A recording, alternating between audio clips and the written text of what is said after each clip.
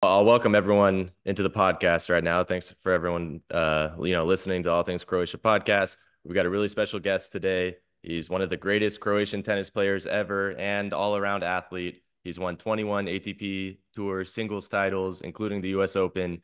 He was runner-up at the 2017 Wimbledon and 2018 Australian Open. He's won a silver medal at the Olympics, 2020 Tokyo Olympics, and the men's doubles tournament. It's going to be a fun episode. Marin, thanks for coming on the podcast. Pleasure. Thank you, Stanko, for having me. And, big regards to our Croatian community all around the world. Awesome. Yeah, this is going to be awesome. And I could have made your intro a lot longer too. You have a lot of accomplishments, but for the sake of time, I Yeah. had to shorten it just a couple things there. Yeah, no, I know when I'm listening to these, it's, quite impressive. So I like to hear those. When I get you on the next time, I'll give the extended Yes. version of that. Now, Yeah, Marin, it's, you're born and raised in Medjugorje, and my family, my Mhm. grandparents were from not too far away near Ljubuški as well in Veljaci, if you know where that is. I So know, I know. I played on the tennis courts in Veljatsi, Oh, if you really? can believe. Yes, believe it or not. Is There are that two. There were the two. clay one? No, no, no, two hard courts. I don't know. Well, it was at my time, when I was that was end of 1990s, and then Hmm. beginning of 2000s, we had some tournaments there in Veljatsi, and then we played tournaments over there, the kids tournaments. Wow, I'm surprised to even hear that there were tournaments in Veljaci. It's so small. Yes, exactly. But two great, hard courts, American style. So we enjoyed it. That's right. Yeah. I was in Zagreb for a few years over there, living there, and I was playing, and I was surprised that everywhere is just clay courts over there for the most part. And here in the US, I'm in Los Angeles, and it's just all, you go Mhm. to a park and there's hard courts all over. So I wasn't used to playing on clay. Yes, yeah, exactly. Croatians love to, take care of the courts and everything, Yeah. sweep them, water them and stuff. So like their garden, and very rarely we do have any hard courts around. That's funny. Yeah, just like the, bocce ball courts, same sort of way, Yes, taking care of everything. yeah, Well, so you're from Medjugorje, which is not too far away. And I think that probably means we're about cousins at some point if you go back in time, some type of distant cousins. So I'm just going to go ahead and say that here yes, on the yes. podcast. But Why not? Why not? can you tell me a little bit about, growing up and what your childhood was like over there? Um, yes, of course. I mean, actually, a lot of people that I've met, across the globe have a lot of roots. Quite often, roots are from Herzegovina, so it's huge diaspora community of people from Herzegovina. So it's always great to travel around and meet new people. But to tell you about how I was growing up, well, after the war, it was quite happy childhood. I started with tennis in 1994, 95, and then my father built a tennis court in our backyard in 96. And so at that time it was, I mean, crazy to even think about it, in 96 to build a tennis court. And I still remember like my grandfather, grandma, at that time when my father told them that he's going to build a tennis court, they told him he's nuts. What you going to do, child, what you going to do with the tennis court? I mean, do a business center, do something, rent it, whatever. And he said, no, no, no, leave me at peace. I know what I'm doing. And he wanted to give opportunity for me, for my brothers as well, to train and to go for some sports.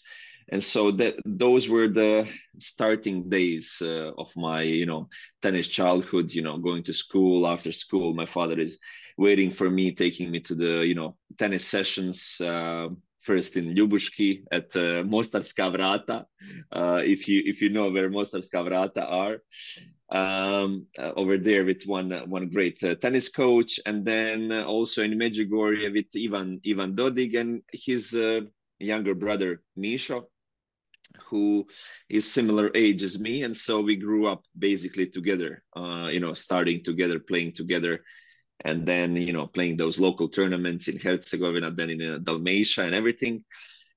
And, at that time, no internet, no knowledge of, the sport. Tennis was basically new in Herzegovina.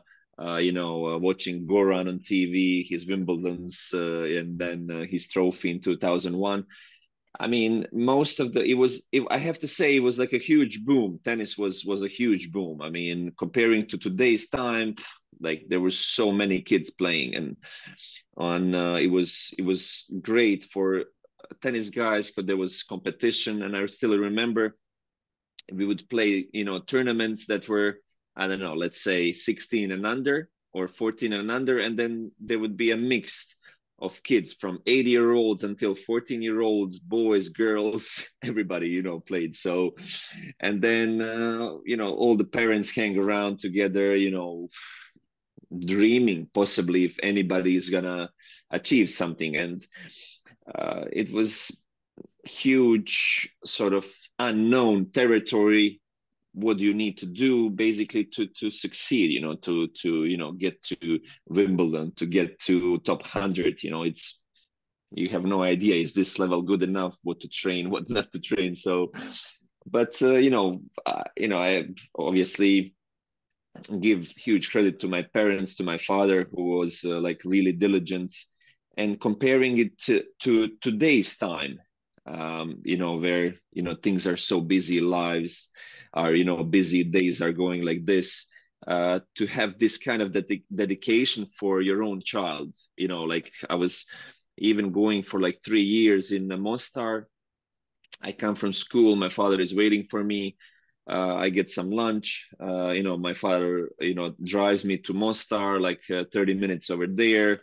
I warm up, do a training session for like 2.5 hours. He's watching everything, waiting for me, drives me back home every single day, every weekend, some tournaments in Dalmatia. It was, like from today's standpoint of a parent, it's just amazing, like how you find this sort of even a vision, to give your child this kind of opportunity, this so much time, dedication, tournaments, etc. So that was huge. And then overall, a small place, Medjugorje, obviously, very well known in the world, for St. Mary appearances and etc. And living in a family, and I have to say, I've been all around the world, but okay, I haven't been everywhere, but the life in Herzegovina is uncomparable with anywhere. How people live. There is every Sunday there is a mass. After the mass, okay, we grab a coffee, we grab a drink, we go to for lunch at this cousin, and then every second weekend there is somebody getting married. There is all these big holidays, Christmas, Easter, Velika Gospa, so it's a life of a community, a real life of a community. And I always enjoy that at home. And I think it's a beautiful area for kids to grow and to develop the childhood. But yes, overall was interesting. And then it's when I was 14, and then I moved to Zagreb for a search of better conditions. Mm-hmm. And how do you like it in Zagreb? I mean, I know they say Zagreb is too fast over there and too many people, Yeah. which is funny for me in Los Angeles, because when I go to Zagreb, I Yes. say, "Oh, this is nice. It's so quiet." Yeah, exactly. I mean, for me as a kid, I came to Zagreb. I was with my godfather here, who is also from Medjugorje. He knew my father; they knew each other well. And then I was at his, at his apartment. Him and his wife were taking care of me. Blah blah blah. But I was here with one goal, tennis. Mhm. Tennis training. So I would go to a national tennis center from, I don't know, 8 8 a.m. until and I would be there until 5 p.m. So for me, busy life of Zagreb didn't exist, especially for a kid. So I was, dedicated to training, and that was my goal. Yeah. At what point in your, when you started playing tennis, did you think like, okay, I can seriously become a professional tennis player? Like at what point did you know that you really could have a career in tennis? Um, you never know until you get there. So, well, in 2005, I was not even 17. Then I won this junior French Open title. But even then, it's still unknown, because I've played few of these professional tournaments, and I still don't know what is necessary to succeed. And sort of even this kind of a feeling of unknown possibly is a positive feeling. You are sort of focused on your development, you're diligent. I was always very responsible. I never missed a training, very rarely, thank God, sick or anything. Since I came to Zagreb, I don't know if I was, had a fever for, I don't know, twice in my life. So Wow. it was really, really fortunate. And so you just train and you hope it's good enough. And so I would say maybe end of 2005, 2000, start of 2006, I was catching this feeling that I might do something, but how big, you never know. Yeah, definitely. Well, tell me a little bit about like the early days of being a pro. Hmm. Before 2014, before the US Open, when you won that, because I do want to ask you about that too, but sort of the early days of being a pro and, being on the road, doing all these tournaments. I mean, Yeah. did you enjoy all of that? Was that fun? Did it feel like work at times? Yeah, I mean, for me, tennis never felt like work. I love tennis, and still do. And even looking back now, if I would do it all over again, yeah, why not? Let's go, let's go again. But can I keep this experience and knowledge? That would be incredible. And those early years have put a huge mark in a way of me getting to know my coach who passed away, Bob Brett, who was also coach of Goran for years, and then Mario Antic as well. And then he had his own mentorship, giving me and leading me through, you know, training programs, how to, develop as a great player and things like that. And he had huge influence on me on these early years. And then that was huge for me, huge for my career, and just for looking back, he accelerated my knowledge, my development by how many years, passing me these messages and his knowledge to me. And so it was fun. I have to say it was fun. And then my older brother Vinko was with me traveling, just helping me, being me, like a support and somebody also on the tour. I really, had great time. Played for my first Olympics in 2008, so it was nice time. Well, it sounds like, you're talking about these your coaches and how, you wish you had all these skills and knowledge that you have now back then. Is coaching something that you are interested in doing at some point later? Yes, yes, I am. Yes, I am. I would love to do it. I mean, obviously, I wouldn't like to travel, as I've traveled, whole my life. I would try to be based and be around my family a little bit more. But I would, like to pass on this knowledge and to teach kids, especially in Croatia and in our, community, to, just give them a push and, possibly do something like this. I was never I'm at the moment I'm not a person to be sort of in administration, in these like more official roles, being whatever in ATP, things like that. I'm like to be more involved in this kind of development process of kids, and just trying to pass them the knowledge. Hmm. Well, next time I go back to Zagreb in the summer, I'm expecting a lesson from you at Shalata at the courts over there. So Yeah, exactly. Why not? Why not? But you got to be ready. It's not easy. I'll be ready. I'll be ready for Yeah, yeah. the Yeah. That's awesome. Well, tell me, Marin, tell me about the US Open 2014, Yeah. because that's awesome. That's, that was What do your, you want to know? What do you want to know? what did Tell it me. feel like? I mean, what did it feel like? You know, it's a, a life's accomplishment, you know, everything that you've been working for, parents, pushing through difficult times, having difficulties, financially, giving you whatever, the best they can, struggling times, everything you're thinking if you're gonna, continue to play, not, how this everything is gonna end up. And then, years and years of trying, especially in that kind of competition, with Roger, with Nadal, with Novak, with Andy Murray, with many great athletes of this tennis era, and then to create this kind of a history, it's like wow, it's just incredible. So you know, I mean, it's too difficult, to put in words. Yeah, of course. And I know you have a wife and Yeah. kids, so I'm not going to ask, is Yes. that the best moment of your life when you won the US Open? But Yeah. is it one of the best? No. It's tennis here. Family is just huge part of my life. Tennis is gonna be there for okay, hoping few more years, but it's okay. You obviously have your accomplishments and what you dream of, what you're training for, what you want to succeed at, and also I want to mention also feeling of how you succeed.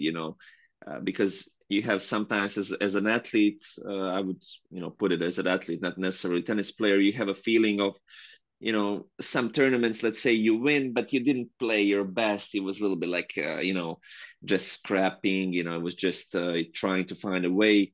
But winning like this US Open, I mean, this is incredible, winning the last three matches without dropping a set, against Nishikori, Berdych, Federer. I mean, how can it be better, Yeah, I wanted to ask you about that. Yeah, because you beat Federer in the semis, at that US Open.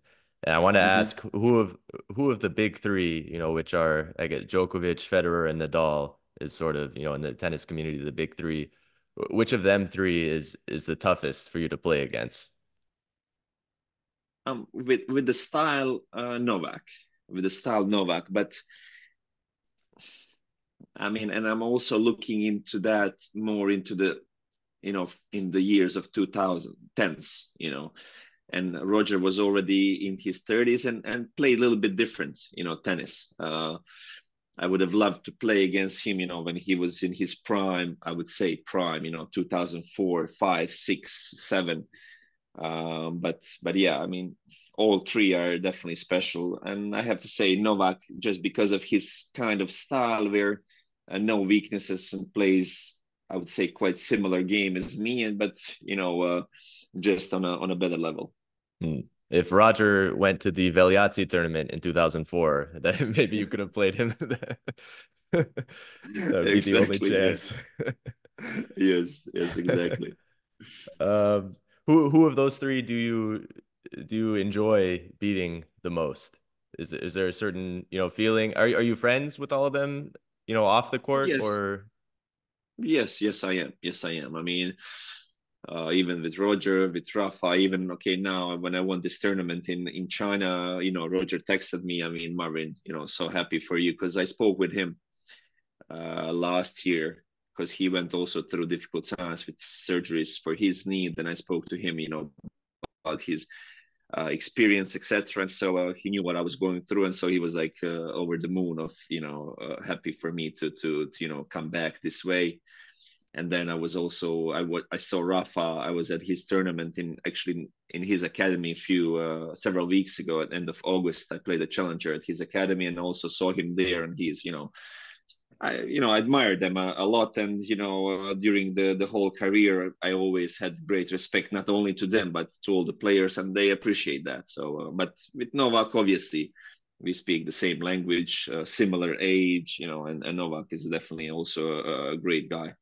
Hmm. Yeah, I've got a couple more questions later about sort of Yes. being friends with tennis players and being competitive, but Hmm. I'll get to that later bit. But right now, I want to ask now about the Olympics, the 2020 Olympics specifically. Which ones? Exactly. I, yeah, I played 2020, quite a which was few. special because it was two pairs 2021. of Croatia, Yeah, 2021, yeah, with the yeah. COVID. Yes.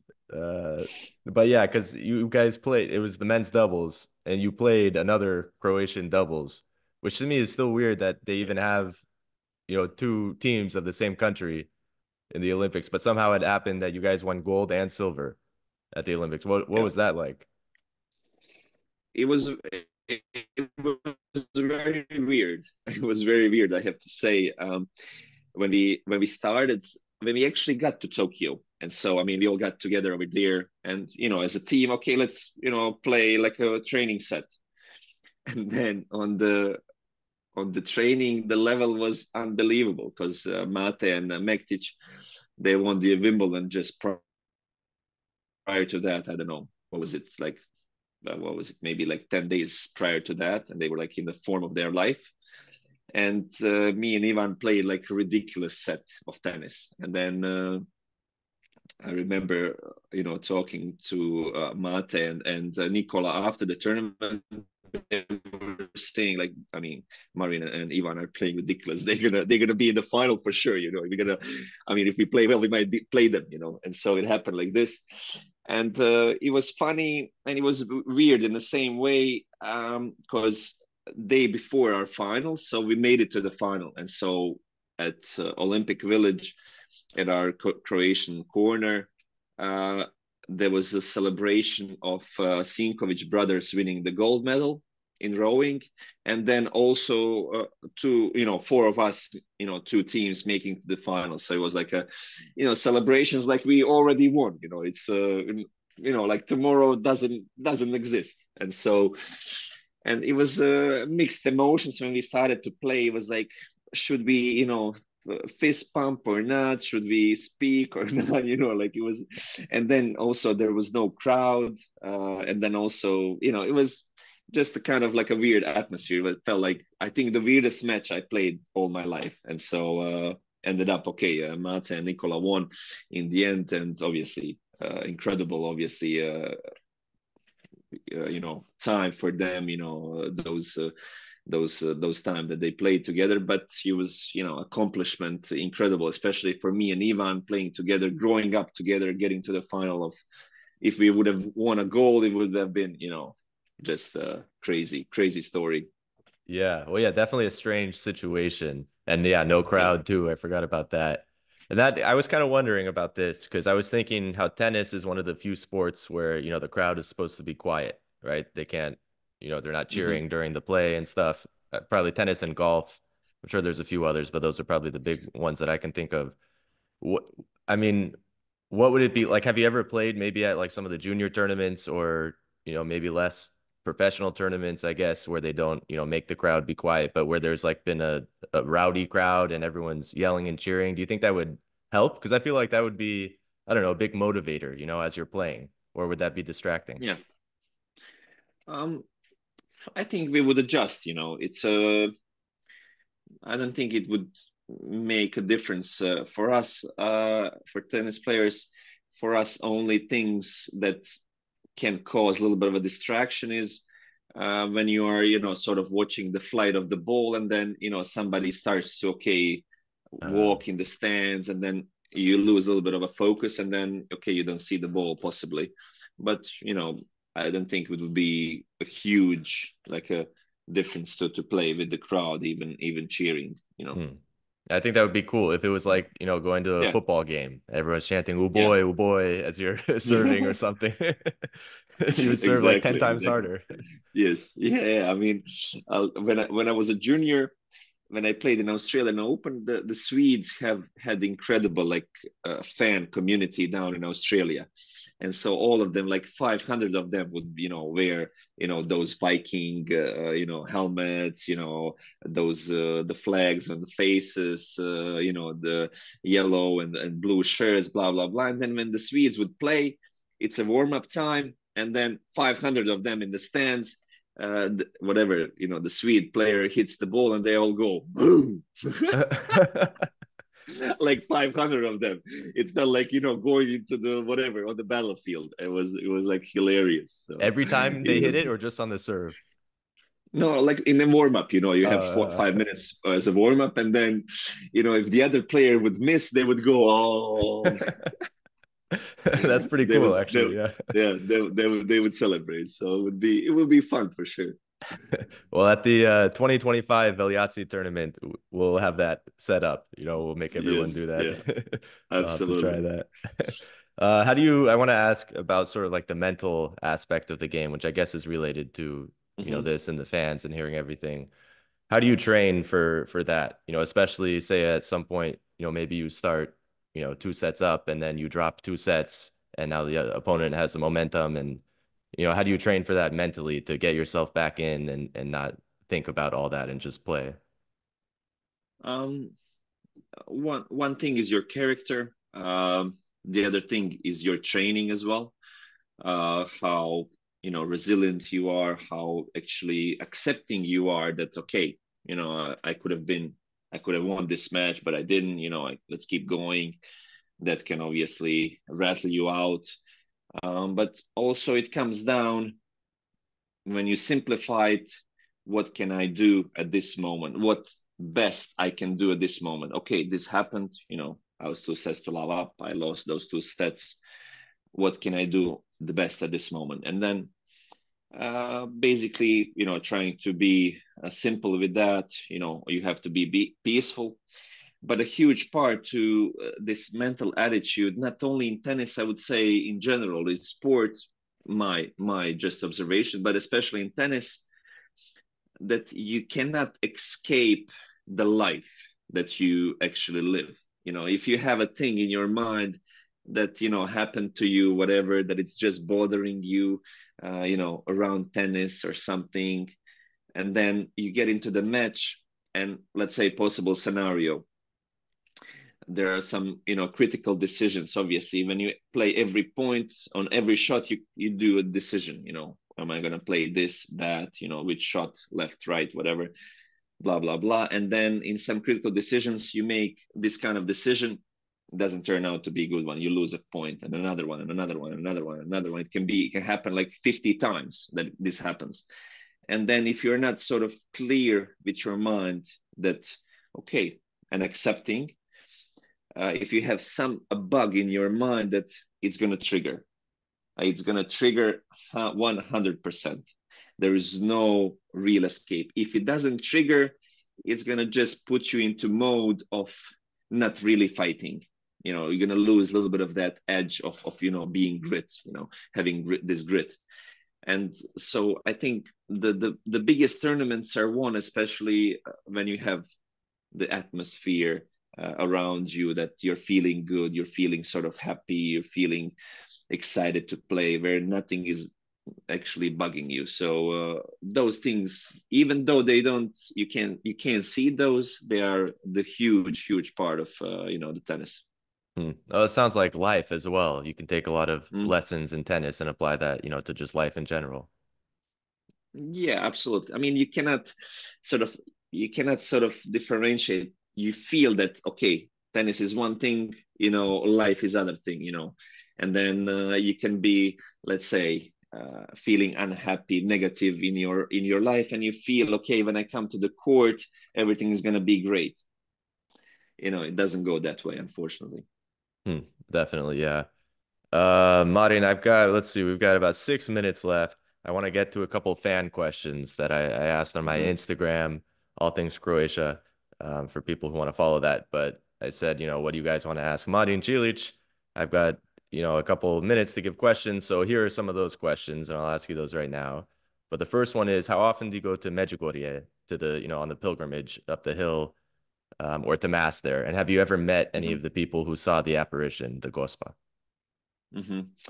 I go every year. I mean, when I can. I'm obviously focused on the career, but I was just now during the summer in July. I was there for 7, 8 days, and I love it.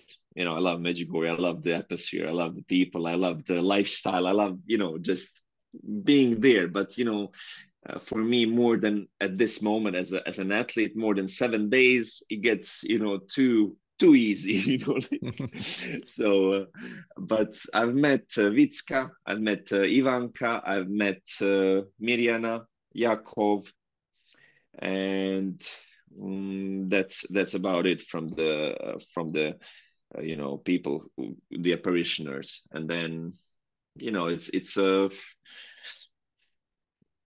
something special, really really special about them, even though obviously they all of them live their own life, and have their own lives, families, etc. It's just a special feeling. I know family of Vitska very well, because my father is also age of Vitska, and I think they possibly went to school together. They were living in Medjugorje at the time, and so I feel Vitska is really really special with her own charisma, character, the life she has, and I really love her. Mm. Yeah, that's definitely something special to know them and be a part of that. And yeah, Mm, I've made the I walk up when I can when I go back there, but I've never done it barefoot. I know a lot of the older people will go up barefoot, and in the summer too, and the rocks are hot, yeah, and I don't know how they can do that. yeah. That's a lot, but yeah. Here's a quick one for you. Which Croatian player has been your hardest opponent? Um, I would say Ivan Dodig. I mean, Ivan and Ljubicic as well. Because Ivan, I mean, we practiced like million times together, and he knows me so well. So when I was playing with him on the tour, it was always also a little bit funky. But yeah, I would say Ivan. Okay. Here's kind of a funny one, but they wanted me to say that you seem too nice to be a top pro. What sort of brings out the darkness or the competition inside of you when you have to play? Um, yeah, it's interesting question, because I was also, at the time, during some years, I was thinking about how to bring this a little bit of a excitement into the game, or like to be a little bit more pumped up. And then for a few years I was like really pumped up, like big time. And then it's also not easy to control it when you are pumped up big time. Then also the negative emotions come up, so you're gonna be rattled. So you have to find some this cushion to feel good. But it all comes down to my own feeling. Okay, playing big players, playing some big challenge players, then obviously that brings big competition. But I have to say, I love Davis Cup. That's where I possibly played some of my best tennis in my life, because that brings the crowd, everything, the emotions. It's just it's a special one. Well, that was actually the next question, sort of, which Yeah. was where do you feel your most passionate fans are? Mm. In Davis Cup, and like I never actually felt that was like a burden on me during my career to play Davis Cup. I always felt it's a huge opportunity. Okay, I have like 10,000 fans cheering for me. How good is that? Let me bring a little bit more fire. Let me use this energy to give me a little bit extra for my tournaments, to feel to find this different feeling than what I have on these individual tournaments. And team atmosphere, let's create something together, let's create possibly a history. So yeah, I loved it. Mm. All right, next one. What is your favorite food?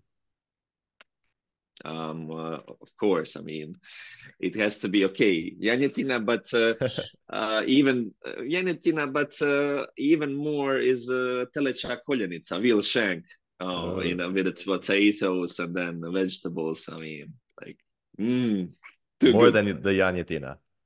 Oh yes, yes, more, because for us, I mean, in Herzegovina, especially Christmas, Easter, we eat janjetina when it's cold, like, cause okay, but so I don't like it as much. But then, teleća koljenica, that's any day of the year. Yeah, right. When I was there this summer in July, I tried to go to Udovice. You know that restaurant? Mm. Is that Of Cheat Luke or course. Choplina? I always get them mixed up. No, it's in towards Mostar, there. I Yeah, think yeah, yeah. is it Khrushchev or like a small Oh, town, small place. maybe, yeah, yeah. Forgot I forgot forget the name of it. exactly. But Yes, me that too. place is they have really good lamb Yes, there. The Anyatina, of yes, course, is yes, good. the But it was best one. closed when I went this summer. They were doing renovations, so Yeah, well, yeah. didn't get to go. No, We were sure. talking about your favorite food. What about music? What type of music do you like to listen to? Depending on the mood, it always is something different. I love acapellas. I love Croatian music. I love obviously international hits. I love sometimes when I need a little bit of a just to get myself going. AC/DC always works well. I don't have a genre that it is okay. I don't like it. I mean, it's I like to hear anything, and as long as it's good to hear. Yeah, yeah. AC/DC is actually my favorite band of all time, so I'm glad you said Oh, that. there you go, there you go. But there is something special about a cappellas, especially in Croatia with this tradition, with the songs. They always sort of hit the spot. It's just I love those. Definitely, yeah, yeah. Klapa or Yes. there's some other time. Well, there in Herzegovina too is what is it, Ganga?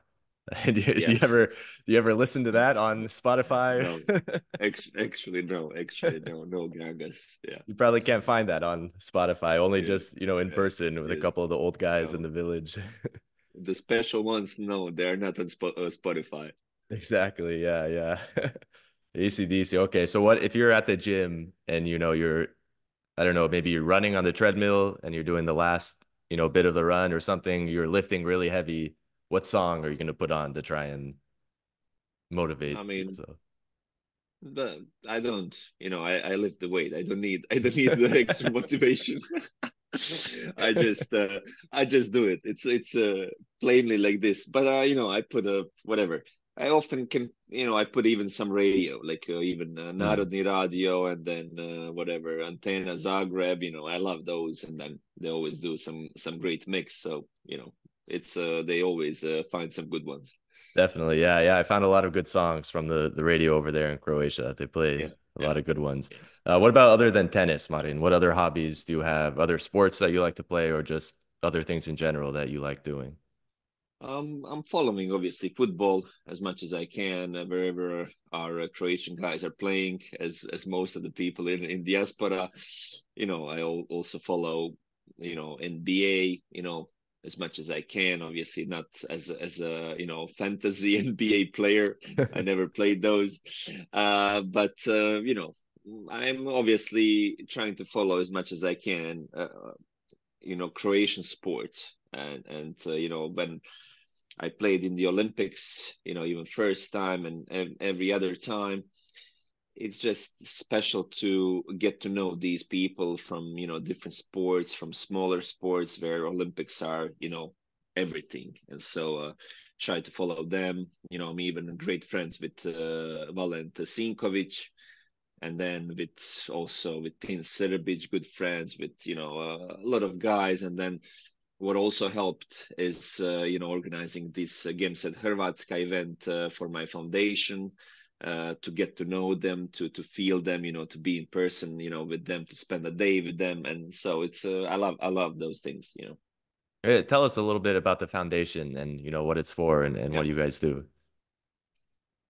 It's for kids. It's plainly like this. On one side, we build, sport playgrounds in schools in undeveloped regions in Croatia and areas, and then we've built already 5 sport playgrounds in Croatia, and especially now, last few years, the costs of those have went like through the roof. Comparing to the first one we did in Tordinci, that's in Slavonia, between Osijek and Vinkovci. Now the last one is gonna probably cost 4 times more. just to tell you the, huge difference. But anyway, trying to, in this Kemset Hrvatska event, to raise the awareness of necessity, to help young people in Croatia, to bring athletes together, to create something unique, to sort of promote sport, promote healthy living, especially at this time where, everything is online, everything is on the phone. Let's go back 30 years in time, and then be outside, be connected, and just help our community. And on the other end, we do scholarship. We are giving scholarships to talented musicians and athletes in individual sports, but the application process is, I would say, unique, because we don't pick the best athletes, the best musicians. We try to pick the ones that are good in school, actually, that are having a really good grades in school, to try to promote, obviously, a good education, to push the kids a little bit to, to learn really well and to sort of be good and diligent in school. On the other side, we look at the results, but it's not the factor. We also look at the background, the family, like the financial status. If let's say, the child has possibly one parent, possibly no parents, then we give them like a advantage with that, and trying to just create something like this. For example, our last two scholarship recipients are coming from huge families, so both of them are girls and both of them are musicians. Forget exactly which instrument they're playing, but one of them has, I think, 10 brothers and sisters. Wow. And so there are 11 of them in a family. And then on the other side, there are 6 of them on the other girl. So 5 brothers and sisters. And so we try to, find the kids that also send us through application the motivational letter, what got them to, be in music or sport, what drives them, what's, difficulties, things like that. And so you find through stories like that, you find the inspiration. And now, 6-7 years later, after starting the foundation, it's really grown into something that can be sustainable, with the friends of the foundation, with people donating, with sponsors, with these kind of events. Just now for the weekend, so yesterday yesterday was Sunday, and on a Saturday we had a small first, actually, Marin Čilić Foundation Tennis Open for amateur tennis people, and our aim was actually to bring more business people that are in the offices to come to tennis, to let's play together, let's have a weekend together of tennis, to play with me a little bit, to play between each other, and to raise funds with this kind of event for projects like scholarships, and so everything is pushed for kids. And in the beginning, I was also taking care of all the administration costs of the foundation, everything, the salaries of the people working. But now, obviously, the foundation is on its feet and sustainable. But I would say that 98% of the funds go straight directly to kids.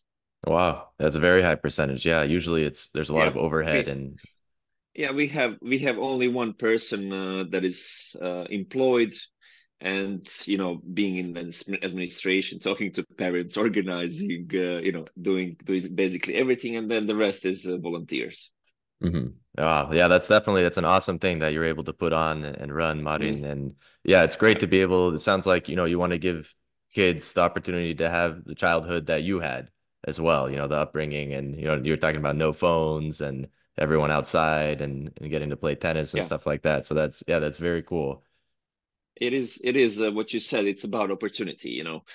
Many of kids, unfortunately, around the world actually don't succeed, not because not having a talent, not because not having discipline, or hard work ethic, etc., etc., etc. They don't succeed because of not having the opportunity. And so Mm. we are this extended arm, through me, through just a little bit of inspiration, and to give these kids a little bit of inspiration and happiness and excitement.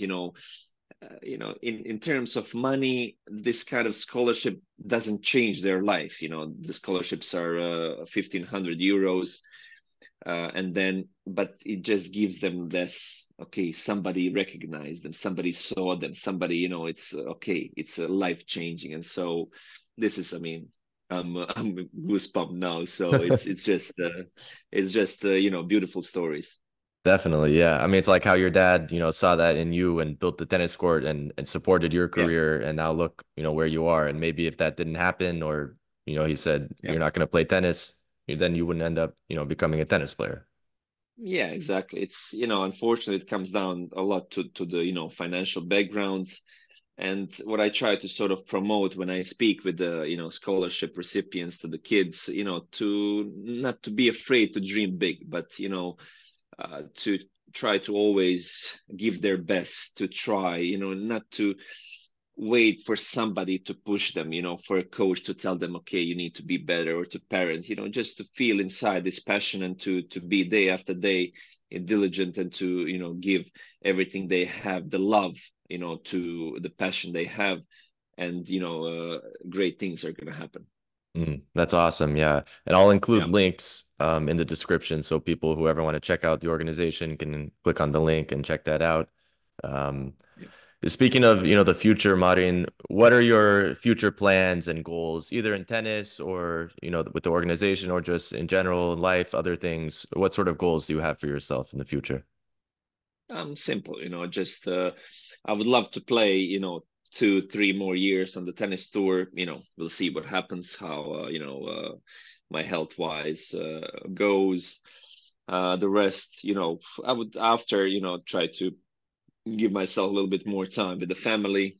I've been like, it's everything is on schedule. I have a tournament now next week.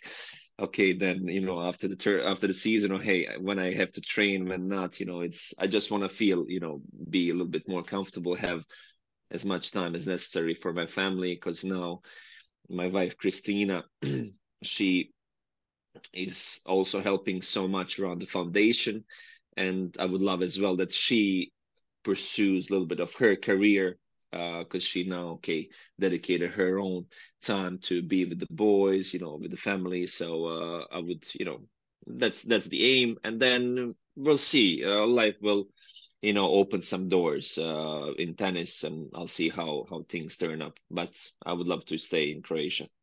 Yeah, definitely. Well, yeah, I know you've been traveling a lot. Where were you? Just in China recently Yes, yeah, for that yes, exactly. tournament? Shanghai. Yeah, I won this Hangzhou tournament. Then we were in Tokyo, and then Shanghai. Yeah. Wow. So how many countries? Do you know how many different countries you've been to? No, but a No lot, I'm idea. sure. I mean, for us, it's a quite, similar tour year after year after year, and Hmm. then like after 10, you just start to be, like, who knows? I mean, what was happening here last year? Was it the year before, the 5 years before? It's, you get mixed up. Definitely, So. yeah. Well, yeah, because I was wondering that too, because a lot of professional athletes, like you'll hear them talk and they, remember in any sport, like, oh, this game, on this day, however many years ago, I remember this, and this Mm. happened. Are you like that? Can you remember every like point in each game in each set, basically? Not every, but some. I mean, some are just in your mind. I don't know how, but why? And then some you forget completely. Like if you ask me what happened, I don't know, in 20 whatever, I don't know, 12, in first 6 months of the season, I would have to be okay. Where I was, like. So, but generally, you're quite good because you connect them through the results. Okay, I was there, I Mm, played this guy, I left, etc., etc. So it's a bit easier. that makes sense. Yeah. Well, Marin, I want to thank you very much for coming on the podcast. I have just one last question Yeah. here that I've asked basically everyone, who comes on the podcast at the end. But what to you makes Croatia or being Croatian special? What do I think? What makes it special to you? What, the Croatians or the Croatia? Either being Croatian or Croatia in general. Mm. Um, I mean, I would say it's a unique part of the world, and God gave us incredible piece of land, and the opportunity to live, a life of sort of good life, even though, okay, the country was through rough times many times, but at this modern time, I think it's a really beautiful one, and it's on us to create it even better one too for generations to come. And on the Croatians, I think we have this, I think, installed in us, like this feeling, like through generations, like a natural genetic feeling of being gritty, being like sort of trying to uh, get through difficult times, and because I don't think it was coming through the history of times, it was coming, nothing was coming easy, and so it was a difficult times. Even our parents, our grandparents, going to Germany, to Australia, to US, migrating and finding a living. And so I think overall we have this something inside of us that we need to cherish and to also use when we are having our own passions, like what we discussed for individual students or scholarships, like when you give such a great passion into something, when you give all yourself into it, I believe that you're gonna have something amazing happening to you. That's a great answer. Yeah. And I mean, you talk about, making it's on us now, for the next Mhm. generation and to make, Croatia better and keep it beautiful and everything like that. And I think you're definitely doing your part, with the organization and, you seem like a great guy. And so I think that's a great answer, Marin. I Yes. want to thank you very much again for coming on the podcast, bearing with the technical difficulties that we had. But yeah, this has been a really fun No worries. episode. Thanks. Next Thanks, next time I come to Stanko. And Zagreb. yes, or me coming to California, who knows, might be next year in Indian Wells. I'll see Yeah. you there. Come and visit. Yeah, Indian Wells not too far away. That'd be awesome. And And I don't know, bring 20 Croatians. I mean, let's get the cheering up. 20, Let's I'll win bring this Indy. 200. What do you mean? Exactly, exactly. I don't know. I mean, it's on you. All right, all right.